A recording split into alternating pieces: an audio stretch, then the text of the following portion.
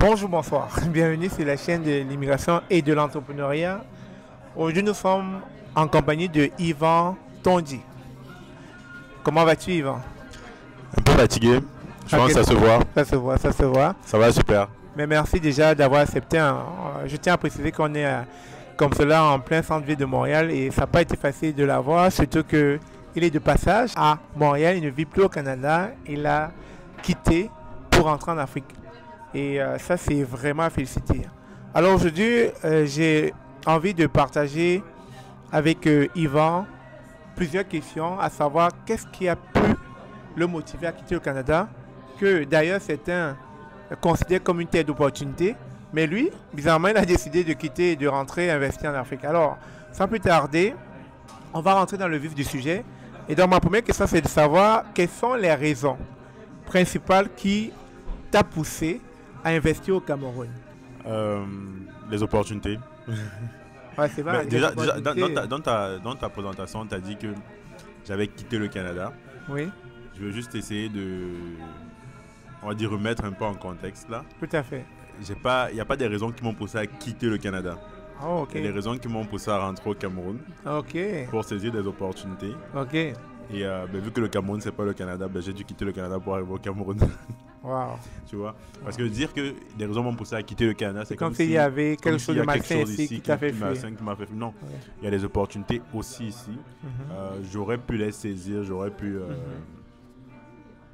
rester au Canada et faire de l'argent, puisqu'on parle d'argent ici. Ouais, c'est sûr que tu as été propriétaire ici d'un restaurant. Hein. Oui, j'ai été, mais ça a fermé, ça m'a plus rendu endetté qu'autre chose là. Ok, mais c'est bien de le préciser quand même. Oui, mais ce que je veux dire, c'est qu'ici il y a du business, il y a des gens qui font du business. Ok. J'ai des partenaires d'affaires ici qui font des business là. Donc c'est très bien. Maintenant, moi, pour des raisons personnelles, j'ai préféré saisir des opportunités plutôt au Cameroun. Excellent. Alors déjà, en entrée de jeu, on a oublié de demander à Yvan de se présenter. Il est quand même notable et important qu'il se présente afin que vous sachiez qui il est vraiment. Qui est Yvan Tondi?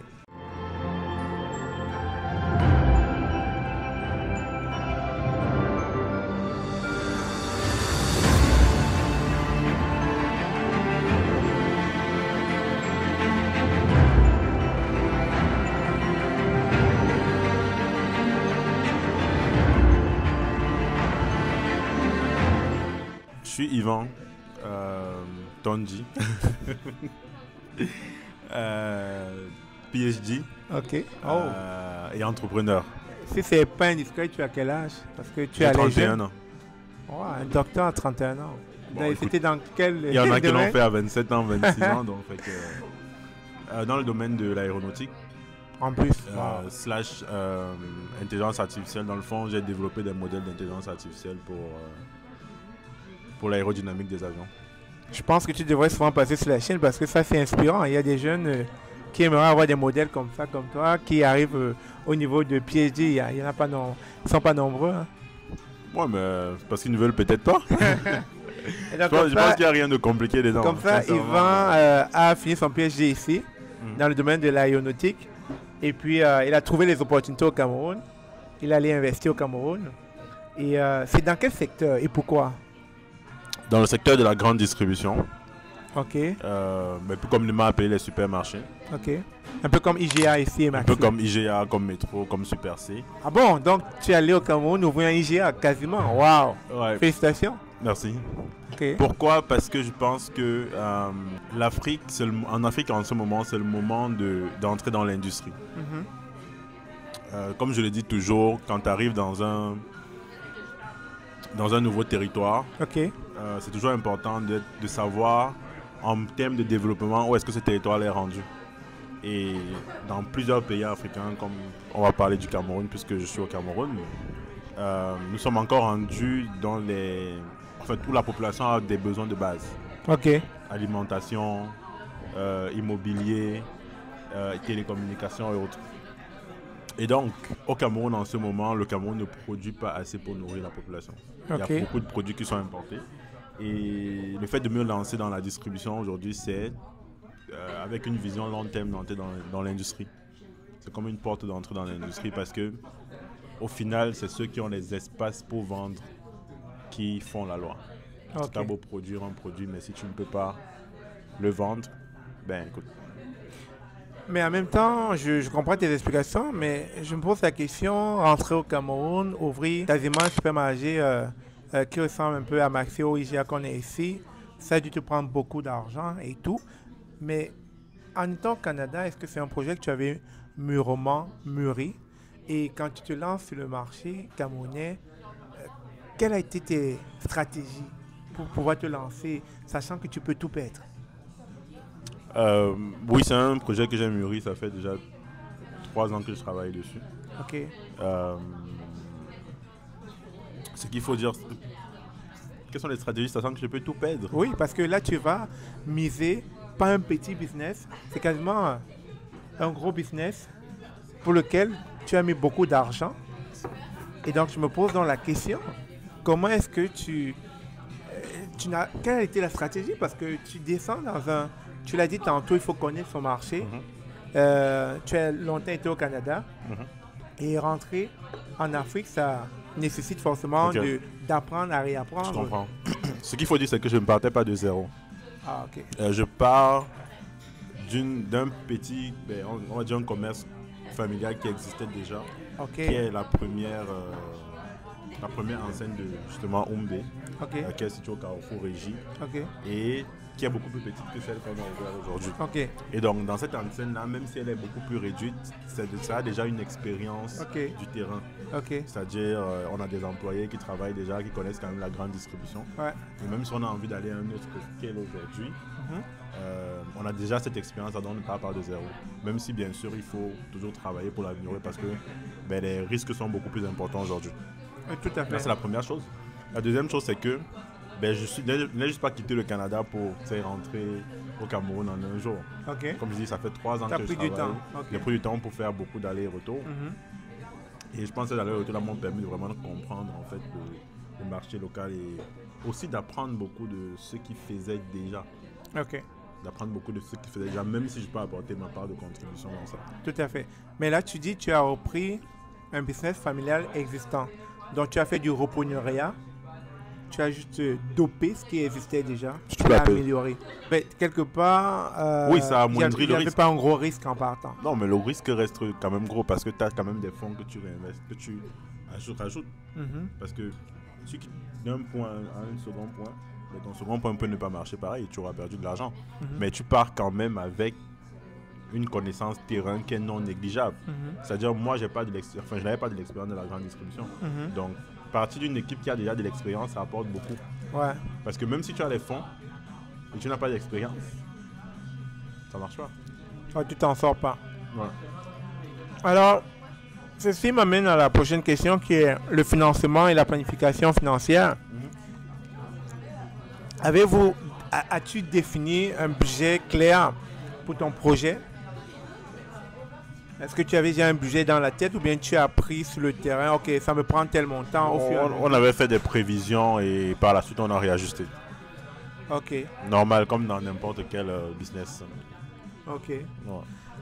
Donc ça veut dire que ça te demande quand même d'avoir une bonne compréhension de l'entreprise de manière générale, plan d'affaires. Ben, il faut savoir qu'en Afrique, il y a beaucoup de choses qui, je ne vais pas dire qu'ils ne se planifient pas, mais que tu dois réajuster. Je Ok. prends un exemple très simple. L'un des gros problèmes qu'on a eu, et sur lequel on a dû réinjecter de l'argent, énormément d'argent, c'est le problème de l'électricité. Parce qu'on s'est implanté dans une zone où, on va dire, la qualité de l'électricité n'est pas fiable. Sans vouloir rentrer dans les détails techniques, là, en général, quand tu veux installer des grosses machines, tu as besoin de 3 phases. Mais tu as des zones à Yaoundé où ce que Eneo fournit, c'est 2 phases. Et même des fois, dans ces zones-là, ben, les 2 phases sont très instables. C'est-à-dire parce qu'il y a des riverains, justement, peut-être qui n'ont pas beaucoup d'argent, qui vont venir brancher, faire des branchements, on va dire. Là, ça va sur la ligne. court-circuiter pas mal la Ça va ligne. constituer pas mal de trucs en fait. Donc, en fait, quand tu es dans une zone comme ça, si tu n'as pas l'expérience, tu ne vas pas savoir que c'est quelque chose qui peut te causer beaucoup de problèmes. De tort, ouais. Et nous, on s'est rendu très proche de la date prévue d'ouverture. Ben, on ne pouvait pas ouvrir parce qu'il n'y avait pas d'électricité. Mhm. Et donc là, il a fallu qu'on trouve un compromis avec Eneo pour réinjecter des fonds pour qu'ils stabilisent l'électricité. Wow. Et beaucoup de fonds là. On parle de beaucoup de millions de francs, c'est pas. C'est clair. Et des choses comme ça, en général, tu les prévois pas. Et là, justement, ça m'amène à la question de la différence culturelle, des enjeux, des obstacles. C'est clair que quand tu as été ici, tu avais déjà des habitudes, une façon de penser. Mais là, tu rentres au Cameroun, tu vas te heurter à une autre façon de voir les choses. Donc, il y a une différence culturelle au retour. Et comment tu gères ça? Comment tu appréhendes ça, le retour au pays? Je pense que le conseil le plus direct que je pourrais donner par rapport à ça, c'est ne rien comparer. Parce que j'ai remarqué que beaucoup de personnes, quand elles rentrent au Cameroun, vont toujours dire « Oh, nous, là-bas, on fait comme ça ». Ou bien se sentir frustré parce que les choses ne passent pas comme ça se passait ici. Je pense qu'il faut vraiment réapprendre de zéro. Et tout. Réapprendre de zéro et... Je n'ai pas dû faire comme les gens, mais comprendre comment ça fonctionne et essayer de te frayer un chemin par là. Okay. C'est tout. Sans être choqué ou ce genre de choses. C'est sûr que c'est pas facile, hein. Mais c'est sûr. Mais c'est le seul moyen. Parce que sinon, tu auras une crise cardiaque à moins d'une semaine. Alors l'impact et la vision de ton business à l'heure actuelle, comment tu le vois sur le long terme? Vu que tu as mis beaucoup d'argent, où tu te vois dans 3, 4, 5 ans avec ce supermarché au Cameroun? Je dirais que je n'ai pas encore assez de data pour avoir une vision aussi claire. Parce que la grande distribution au pays, c'est un business qui a énormément de contraintes. Entre les contraintes les contraintes normales du business, là, avoir des employés qui respectent ce que tu leur dis, faire rouler tes processus, etc. Ouais. Tu as des contraintes, on va dire, administratives. Beaucoup de taxes à payer, on va dire ça comme ça. Les répressions gouvernementales qui sont quand même assez énormes. Tu as des contraintes d'approvisionnement. En ce moment, le Cameroun ne produit pas grand-chose, donc tu es obligé de faire affaire avec des firmes extérieures. Firmes extérieures qui ont déjà commencé à implanter des espaces au Cameroun et donc qui ont des relations privilégiées avec les fournisseurs à l'étranger. Okay. Tu as des contraintes aussi récemment, je ne sais pas si ça va durer là, mais tu as beaucoup de contraintes au niveau de la douane aujourd'hui pour faire entrer des produits. Okay. Donc, stratégiquement, tu sais, moi quand je rentre, comme je me dis, ok, je vais multiplier les... Mais, you have to watch.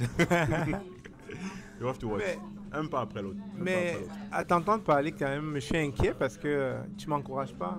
Quand tu parles de contraintes, je fais qu'entendre dans ta bouche contrainte 1, contrainte 2, contrainte 3. Et je me dis, mais avec tout ce qu'ils vont dire, ça ne donne pas envie de rentrer. D'où ma prochaine question. Est-ce que tu conseillerais aux Africains de faire comme toi? Parce que déjà là, tu nous décourages. Tu nous décourages, Yvan. Ok. Si un Africain pense que ce sera beaucoup plus facile en Afrique qu'ici, je pense qu'il se trompe. Je pense que la question à laquelle je m'apprête à répondre là, c'est une question personnelle en fait. Okay.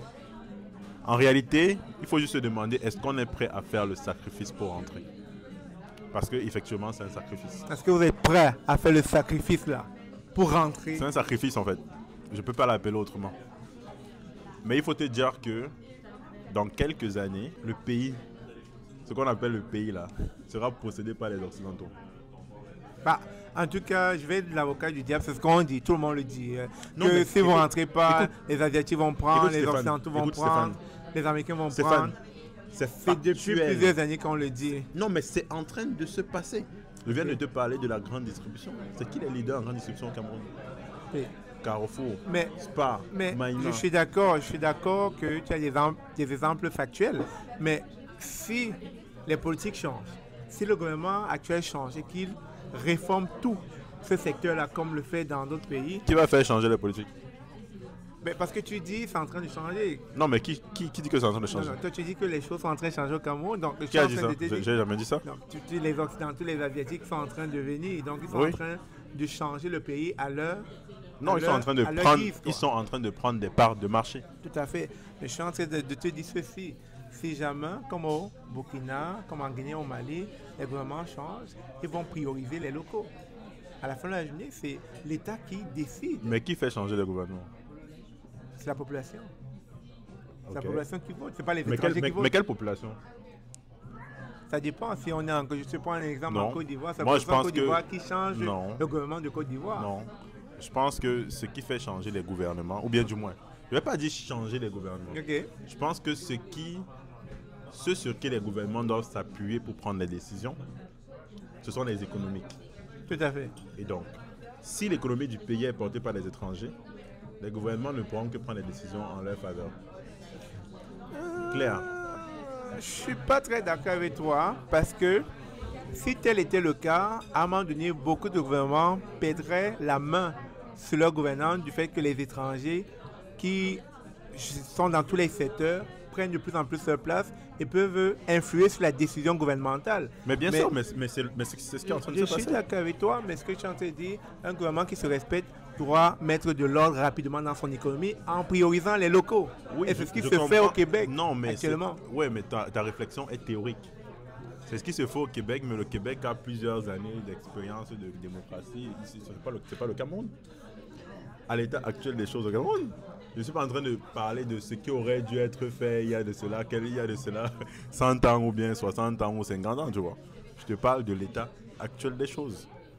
Et à l'état actuel des choses, si l'économie du pays est faite par les Occidentaux, je vais te prendre un exemple simple, pour être factuel. Imagine-toi que le blé, enfin la farine est produite par les étrangers. La farine qu'on consomme au pays, qui nous permet de faire du pain, etc., est produite par les étrangers en grande majorité. Imagine que le gouvernement dit aujourd'hui, je ne veux plus faire la farine. Je vais bloquer l'importation de farine. Je veux qu'on fasse le manioc, pain de manioc. Ok? S'il n'y a pas d'industriel camerounais qui fait le pain de manioc, le gouvernement ne va jamais prendre cette décision-là. Mais je suis d'accord. Pour quelle raison? Je suis d'accord avec toi. Parce que si tu bloques la farine, soulèvement populaire. Oui, parce que les gens vont manquer des besoins de base. Et cet exemple-là, dans n'importe quel secteur d'activité, il est applicable.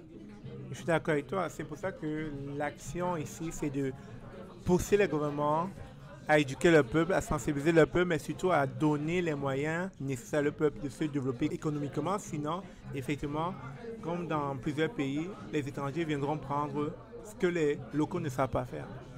Exactement. En tout cas, Yvan, merci encore de m'avoir accordé ce petit temps avant ton retour au Cameroun. Et est-ce que tu avais un dernier conseil à donner à ces personnes qui nous suivent là, qui un jour, je ne sais pas, aimeraient rentrer investir? Qu'est-ce que tu leur dirais? Je sais pas. Qui suivent ton exemple, qui restent je leur demanderais de... Non, pas du tout. Moi, je leur demanderais de s'armer de patience. Franchement, l'Afrique, particulièrement le Cameroun, c'est une terre d'opportunités. Il y a énormément d'opportunités. Comme le Canada d'ailleurs. Ouais, en même temps. Le Canada qui va bientôt se faire acheter par les États-Unis. Bref, c'est une terre d'opportunités. Il y a énormément d'opportunités à prendre. Il faut juste être curieux, être persévérant, être patient et les choses vont se faire de nous. Excellent. Et l'avantage, c'est que tu es chez toi et il fait chaud. Autant d'avantages, autant de raisons que Yvan nous donne là. Merci encore Yvan. Et j'espère que beaucoup l'ont compris le message. À un moment donné, vous n'aurez pas d'autre choix que d'entrer dans votre pays et investir. Parce que sans vous, le pays risquera d'être aux mains des étrangers. Sur ce, merci encore d'avoir suivi cette vidéo comme d'habitude. Nous, on va devoir passer à table, on a très faim. On se dit à très bientôt comme d'habitude, je vous aime. Ciao.